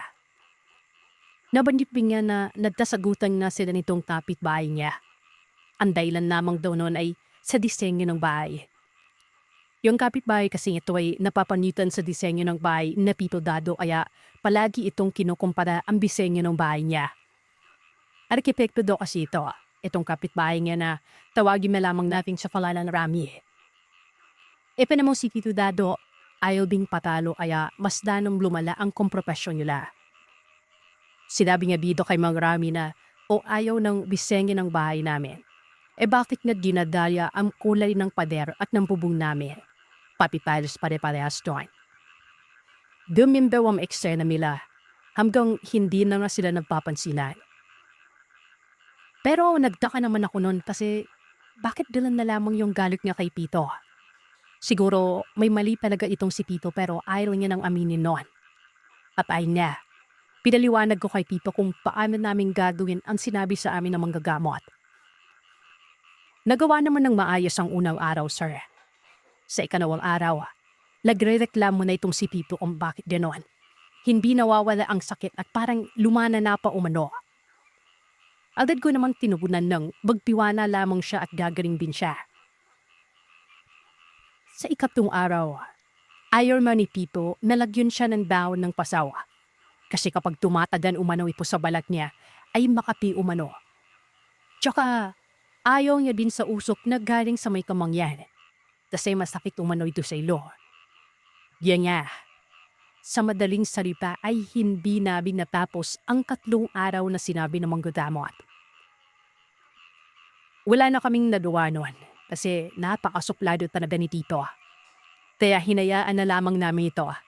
Doon di ba, hindi pa natin siya dadaling kapag hindi buo ang loob niya na magtiwala sa manggagamot. Pagkatapos noon, hindi na nga siya naming kinulip na maniwala at sundin yung payo ng manggagamot to Sorano. Pagkalipas ng ilang mga araw, mas lalo lumala yung nararamdaman niya. Humingi siya ng tulong noon na dalhin na siya sa may ospital. Pinawagan ko na lamang ang pamangkin niya at siya lamang ang sumama kay Tito Dado sa ospital. Gawa nang hindi ako pwede kasi may anak akong binabantayan. At kung intis na ma-admit siya ay lalong delikado kasi nga laganap yung COVID noon. Baka mahawa pa ako at delikado para sa anak ko. Ladawag kami ng ambulansya. Balay sa ospital na lamang lagihin pa yung pamangkin niya noon. Labdi pa sila doon ng pamangkin niya kaso hindi sila pinandap kasi hindi umalot tumatanggap ng pasyente ang publikong hospital na ito dahil punuan na ito noon. Kaya wala silang nagawa kundi sa private na lamang sila at din nakapasok sila. Ang sabi sa akin ng pamangkin niya, meron lamang daw na ipip na ugat sa likuran ni Tito. At konting pamamaga lamang umano daw sa parte na iyon kaya niresetahan na lamang siya ng doktor ng gamot at pinauwi na lamang. Dumelag desisyon yung kapatid niya na sa kanila na lamang daw muna si Tito Dado para kung sakaling may emergency ay may manapit sila sa ospital. At para na rin maanadaan niya. Kasi kung kami daw ay lahihiya ito sa amin at alam naman namin gawa ng suplado ito. Kaya hindi na namin makontrol yung driving niya. Makalipas ang ilang araw, nahalata ng pamangkin na parang may mali na sa sakit ni Tito. Kasi tuwing hapon at hating gabi, ina-attack ito lang sakit niya. Sumisigaw ito na sobrang sakit kumana ng pakiramdam. Kaya naman napagbisisyonan na rin na ipatingin ito sa isang Sorano. Ang sabi gining Sorano ay parehas lamang din nung sinabi ng Sorano na una namin napuntahan. Kulam. At ang mismong kapitbahay nga lang ang may gawa noon. Ang pamangkin na ito ni Tito Dado ay tawagin na lamang natin sa pangalan na Apisyen. Sa puntong yan ay sinabi din ni Apisyen kay Tito na ganun na pero Nagalit daw itong si Pito at mura na mura. Ano daw ba rin nagawa ni Pito kay Mang Rami at bakit humanto sa ganitong sistema? Ang sabi naman ng manggagamot ni Ate Shane ay dapat humingi umano ng tawad si Tito Dado dito sa kapitbahay niya para matapos na. Ang problema, ayaw naman ni Pito dahil wala nga daw siyang kasalanan. Bakit siya hihingi ng tawad, di ba? Sinabihan naman siya nito ni Ate Shane na kami nasabi na masakit si Tito Dato dito kay Mang Rami. Na hindi ito nagustuhan at sadyang ikinagalit ito sa kanya. Subalit, ipimandi naman iyon ni Tito Dado. Wala daw siyang kasalanan at wala na nang nagawa itong si Ate Shane at hinayaan na lamang yung gamot na binigay ng doktor ang iniinom niya. Sa amin naman ay gawa nga ng walang tao doon. Sa bahay niya Tito Dado ay napagdesisyon na ni Mama na kami na daw muna ang paparo kasi baka manakawan at para na lang din malinis talaga yung bahay. Isang hapon noon, nasa garden ako nagbubunot ng mga damo. Yung garden na ito ay malapit sa bahay ni Mang Rami. Pader lamang po ang pagitan. Sa pagbubunot ko ng damo ay napapansin ko napakaraming pipirasong luya doon. Nakakalap yun. At nagtaka ko kung bakit napakarami nga at yung iba naman ay fresh na fresh pa. Halatang bago pa. Hindi na naramang ito pinansin at ewan ko ba kung may ibig sabihin ba yon. Makalipas pang ilang araw, doon naman ako sa labas ng ipnat bunot na mga damo. Nakita kong lumabas din itong si Mang Rami. Kunwari ay abala pa rin ako sa pagbubunot ng damo noon. Maya-maya, yumapit itong si Mang Rami sa akin. Nagtanong ito kung lasaan daw ba si People Dado dahil parang hindi na nga nakikitang nagpapainit sa araw ito tuwing umaga. Sinagot ko naman siya na nasa pamangking at nagbabakasyon muna. Sabi niya, balita umano niya ay nagkasakit daw ito. Umuha naman ako. Tapos, ang sinunod na panong nito ay kung ano daw ba talaga ang tulay na palanan ni Tito Dado. Dahil ang tawag lamang sa kanya doon sa amin ay alog. Short for Tagalog po. Sabi ko, hindi ko rin alam dahil may ihap na ito sa amin si Tito Dado. At People Dado lang talaga yung tawag namin sa kanya. Kasi yun yung palayaw niya. Pero Sir Sep, alam ko naman talaga ang tunay na palalan nito. Ipinanggi ko lang kasi alam ko namang siya ang sinasabi ng manggadamot na nagkulang kay Tito. Hindi naman ito nagpumilit na alamin at pumasok na lamang ulit yun. Napakot ako nun kasi baka kung sabihin ko ay baka tuluyang niya nabigla si Tito. Pagkalipas pa ng mga ilang araw ay minatanggap akong mensahe galing kay Ate Shane. Ang sabi ay binana na naman ulit si Tito sa ospital at na-admit na. Ang problema kasi ay hindi na daw ito makabangon at labis-labis daw ang sakit na kanyang iinda.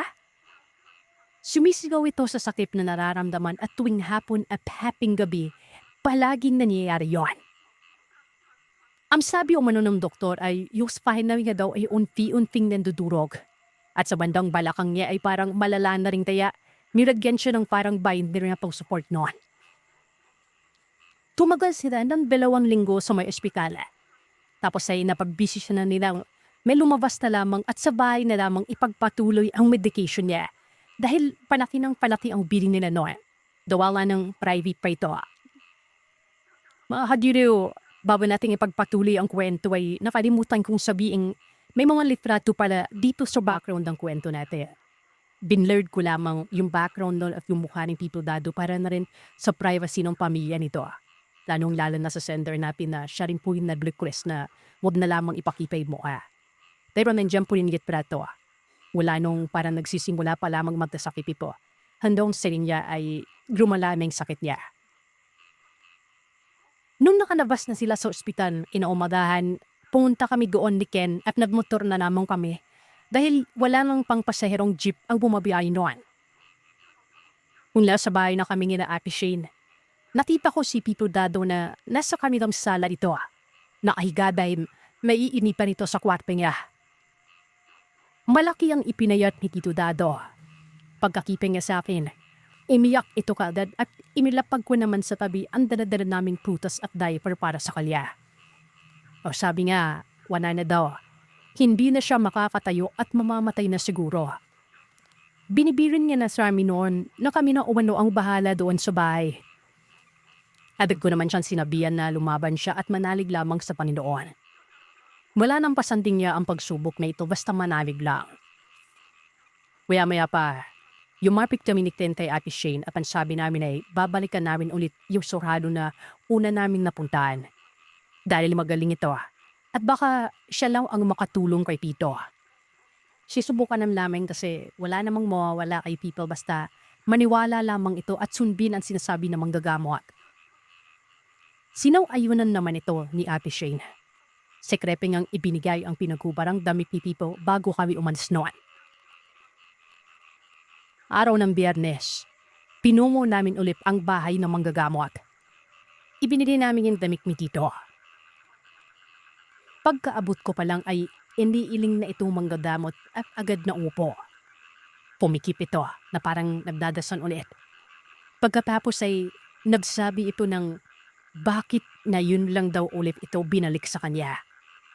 Bukod kasi sa malala na ang kalagayan ni Pipo noon, ay nakita niyang dalawa na umano ang kumukulang kay Tito na nagpapahirap sa kanya. Yung una ay yung kapitbahay at yung pangalawa ay yung mas malakas umano. Kasamahan na ipo sa trabaho at may inggit itong tao na ito kay Tito. Baso at bimpo umano ang kinuha nitong pangalawa para damiping sa pangkulam kay Tito. Nakikipin ng manggagamot na maraming parang buhangin umano ang miraday sa parte ng balakang. At kaya ginawa ng pangalawang mangkukulam yon ay para hindi na makabangon at hindi na makapagtrabaho itong kiwi namin. Nagulat naman kami na pwede para yon. Dalawang mangkukulam. Hawang-awa kami kay Tito. Ang sabi ng manggagamot kung mabait lamang itong kiyohilay, hindi nga ito mararanasan. Kaso, nakikita nga umanong suplado ito at mayabang pa. At hindi naman namin yon ipinanggi kasi totoo naman talaga. Sabi ng manggagamot, kumuha raw kami ng tuyong baon ng saging. Ilada daw namin yun at yung tubig na pinagladaan ay yun ang ipainom kay Tito sa loob ng 15 araw. 9 na baso kada araw. Bali yun ang serbi ng tubig niya. Huwag pa inumin ng anong mineral basta sa pinagladaan lang ng daon ng saging. Sinulat pala yun ng manggagamot para hindi namin makalimutan. Tapos ay pinapabalik kami pagkatapos ng 15 araw at pagkatapos nalay umuwi na rin kami. Agad ko naman ipinalam iyon kay Ate Shane. Magaan, lasa na basi kong asawa ko, nagwawashing ito ng motor niya. Nakita daw niyang dumaan itang si Mang Rami. May bitbit na eco bag. At sa malayo na daw ito, palinawin na ito doon, banda sa may labasan. Ang labasan kasi niyon sa gilid ay may mga puno ng sadyeng. Nakita ito ng asawa ko na nangunguha ng yung baon ng sadyeng. Niladenge dun sa eco bag na dalabanan niya at pagkatapos ay umalis na daw ito. Nagtaka ang asawa ko at agad itong pumasok sa loob para ipaalam ko anong nakita niya. Maninbid naman ni mga balaibo o na kinakabahan noon. Agad na ipinaalam ko yung Ate Shane. Nagsabi ito na puntahan namin yung manggagamot dahil alam niya kung anong ibig sabihin yon. At yun nga sir, pumunta nga kami. Nang sabihin namin sa manggagamot ito, humipi lamang ito sa aming sabay-sabing wag na umano kami mag-alala. Dahil tumutulong na umano itong si Mang Rami sa pagpapadamot kay Tito. Dahil nakausap niya mismo ang mangkukulam na inutusan ni Mang Rami na kumulam kay Tito noon. At kapatid daw ito ng asawa ni Mang Rami.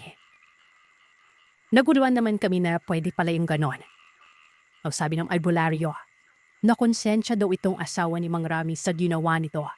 Kaya sinabihan niya na itidir na daw. Isa pa, sabi ng mangkukulam na ito sa manggagamot ay nais lang naman daw ni Mang Rami na magkasakit itong si Tito. At wala siyang balak na patay nito. At alam din daw ng mangkukulam na ito na bukod sa kanya ay meron pang isang nagpapahirap kay Pipo at sadyang malakas ito. Balang nangyari kasi Sir Seth. Ang una raw din ang ginawang pagpapahirap itong si Mang Rami at yung mangkukulam na ito ay mas talong pinalala umano ng panganawang mangkukulam. Kaya nahirapan din sinang ibalik sa dati si Tito dahil mas malakas itong panganawa. Gagawin daw lahat ng mga gamot na ito para mapagaling lamang si Tito. Pagdating sa bahay, tumawag ako kay Ate Shane at sinabi lahat na nalaman ko sa mga gamot. Nagwalap naman si Ate Shane kasi bakit ganun na lamang ang parusa kay Tito. Nagtanong ito sa asawa niya na kasama ni Tito sa pagtatrabaho sa construction noon. At doon niya, nabanggit ng asawa ni Ate Shane na meron nang nakaalitan ito si Tito Dado sa pinagtatrabahoan nila at si Tito Dado daw yung dahilan kung bakit ito natanggal sa trabaho. Cebuano o taga Cebu daw yung taong yon. Palagi kasing pingatama ni Tito Dado sa mga ginagawa niya at nagmamarunong ito si Tito. Kaya lapanggal daw ito dahil si Tito Dado na daw ang gumagawa ng pinagtatrabaho sa kanya. Kaya labis na lamang ang galit ni Abito kay Tito. At hindi may ito nagpakita mula nang napanggal ito sa may trabaho. Kinumpronta ni Ate Shane si Tito Dado kung totoo ba talaga pero mariin na ipinanggi iyon ni Tito. Kasalanan naman daw talaga ng taong yon kasi medyo mahina nga daw kasi yun. Hindi marunong dumiskarpe. Ininit pa malalo ang ulo ni Tito doon dahil inapaking naman siya ng sakit ng pangangatawan niya, lalong-lalo na sa dibdib. Parang pinapaso umano yon at nahihirapan siyang huminga. Makalipas sa misong linggo, tumawag si Ate Sheng at ayaw na daw inumin ni Tito yung tubig na pinablagaan ng dahon ng sagi. Panit daw kasi yung lasa. At ang problema pa, ay 1 linggo na rin daw siyang walang dumino. At yung ihi niya ay paonpi na lamang. Tapos ang tiyan niya ay unpi-unping lumaki. Kaya itong si Ate Sheng hininto na rin ang pagpapainom ng maraming tubig dahil baka mas lalo lumaki pa ang tiyan niya. Pagdalipas na 1 linggo, mas lalo lumaki ang tiyan ni Tito. Sa araw na yon, ay pumunta kaming ulit kina Ate Sheng. Nakita ko si Titong nanyihinala, payat na payat, at nagmamakaawang dalhin na siya sa ospital dahil parang puputok na panaga ang tiyan niya noon. May hirapan na talaga sa sakit niya. Nung hinawakan ko yung tiyan ay ang tigas tapos mainit pa yon. Sobrang nakakaawa pa na daw ang sitwasyon Tito. Doon, pinagbisisyonan na dalhin na lamang siya sa ospital. Ang problema pa na may dapat mag-down ng 15,000 piso bago pumasok kasi nga pribado ospital yon. Ginawa namin ng paraan para maipasok lang siya at magawa ng paraan ang pagliip ng tiyan nito. Yung ina ni Kenneth noon ay labis ang stress dahil sa nangyayari kay Tito Dado. Halos maubos kasi lahat ng naipundar niya dahil sa gastos noon. Kinaumagan, bumalik kami doon sa manggagamot. Ibinalita namin ang nalyari at sa hindi pagkompleto ni Pipo ng pag-inom ng tubig na pinadladaan ng dawan ng sagi. Sabi nga, hindi nga raw aya ang mangkukulam na ito dahil sadyang malakas talaga ito. Kanbilang ipim umano ang gamit niya at pinapatulo na ito sa itaas na parpi ng katawan. At ang punpirya ay ang bidib. At sa kanagayan umano ni Pito, ay mahirap na talaga siyang ibalit sa dati dahil siya mismo ay hindi nga matanggap ang kaparusahang pinarusa sa kanya. At hindi umanay tumarunong humingi ng tawad, kaya mahirap daw siyang gamutin dahil kinukontra niya. Tapi siya pa, yung gamot ng doktor at ang gamot ng manggadamot ay hindi daw dapat pagsabayan kasi mag-aaway daw yon. Kumbaga, hindi magiging maayos ang reaksyon sa katawan. Tanggapin na lamang daw namin na wala na talagang pag-asa noon. Bantayan daw namin makalipas ang 1 buwan at tutuluyan na itong tipo namin. Napaigin na lamang kami ni Ken at nanungkot sa sabi ng manggagamot. Pakalipas ulit ang 1 linggo, napanabas na sila sa ospital. Napanabas naman umano ang lahat ng dumi sa katawan ni Pito at lumiip na rin ang tiyan niya. Kaso wanang ay manihima na talaga siya noon. Nahihirapan na itong magsalita at kumain. Tuwing haping gabi daw, umaatake yung sakit ni Tito. At ang sabi ni Ate Shane, umiiyak na daw siya kapag nasasaksiyan niya sa donoong kanadayan si Tito Dado na minilipit sa sakit. Hanggang sa dumating nga yung oras na yun. Nagpahinga na ito. Nung gabi pa lamang daw ay kinausap ni Tita si Shane. Kahit mahihirapan daw itong magsalita, pinipilit niya. Humingi ito ng tawad sa lahat. Lahat-lahat ng kasalanan niya. At gusto niyang pag namapay daw siya ay wag na siyang ipaprimate at direktang ibibing na lamang daw para wala ng gastos. Gawa ng ubus na talaga ang pera nila. At pagkatapos nun, mag-request lamang ito ng pagkain na gusto niyang kainin. Kinaumagahan, nagulip na lamang si Ate Shane at nalablob na lamang sa unan ang ulo ni Tito Dado. At nung tingnan niya ay wala nang marito. Patay na. Labis ang kanungkutan na naramdaman namin noon pero wala eh. Kailangan na pa rin tanggapin. Mas mabuti nang nakapagpahinga siya at wala nang masakit na dinadamdam.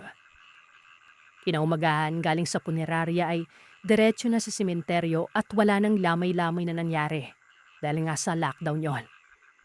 Sa katunayan, 4 lamang kami ang humatig kay Tito sa huling hantungan. Dito na lamang Sir Seth nagtatapos ang kwento tungkol sa tito ko. Hindi man masyadong intense, ay sana magbibigay ito ng mga leksyon para sa mga taong parehas sa ugali ni Tito Dado. Hanggat nabubuhay tayo ay piliin nating maging mabuting tao dahil hindi natin alam bukas o makalawa. Bigla na lamang tayong mawala sa mundo. At iyan ang kwento ng aswang para sa araw na ito. Salamat sa inyong pakikinig. Huwag kalimutang mag-iwan ng komento at sabihin sa akin kung ano ang inyong naisip. Hanggang sa susunod na kwento, matulog kayong mahimbing. Kung kaya ninyo,